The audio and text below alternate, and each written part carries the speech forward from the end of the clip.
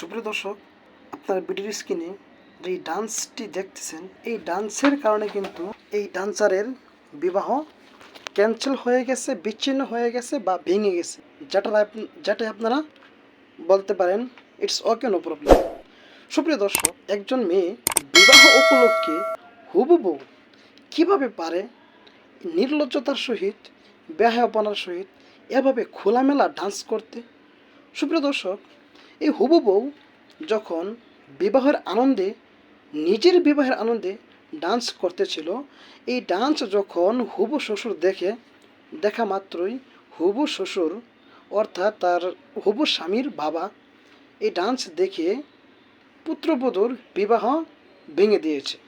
সুপ্রিয় দর্শক, আমার মতে সেই হবু শ্বশুর অর্থাৎ সেই বাবাকে স্যালুট জানানো দরকার বা প্রয়োজন।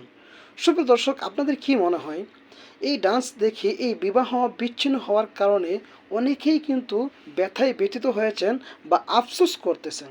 সুপ্রিয় দর্শক, এই নর্তকীর বিবাহ ভেঙে গিয়েছে, সেই জন্য যদি আপনি আফসোস করে থাকেন, যদি আপনি কষ্ট পেয়ে থাকেন, যদি আপনি আফসোস করে থাকেন, তাহলে আপনি হবেন একজন গুনাহগার। আপনি নিশ্চিত একজন গুনাহগার হবেন। কারণ কি জানেন, যে ব্যক্তি গুনাহ করে, সে ব্যক্তিকে যে সাপোর্ট করে, সেই গুনার কাজে যে ব্যক্তি উৎসাহিত করে, গুনাহ করার কারণে সে কিন্তু গুনাহগার হয়, আর উৎসাহিত করার কারণে সেও কিন্তু তেমনই গুনাহগার হয়। সুপ্রিয় দর্শক, সে একজন নর্তকী, সে খোলামেলা পরিবেশে সে এরকম একটা নর্তকীর মতো যে ডান্স দিচ্ছে, এই ডান্স সাপোর্ট করা একজন মুসলমানের পক্ষে কখনো সম্ভব না। মুসলমান এটা কখনো সমর্থন করতে পারে না। সুপ্রিয় দর্শক, যেই বাবা তার পুত্রবধূকে নিতে অনাগ্রহী, ওই বাবাকে আমার পক্ষ থেকে আন্তরিকভাবে স্যালুট। সুপ্রিয় দর্শক, সোশ্যাল মিডিয়ায় বর্তমান সময়ে সোশ্যাল প্ল্যাটফর্মে এই ডান্স ব্যাপক পরিমাণে ভাইরাল হয়েছে।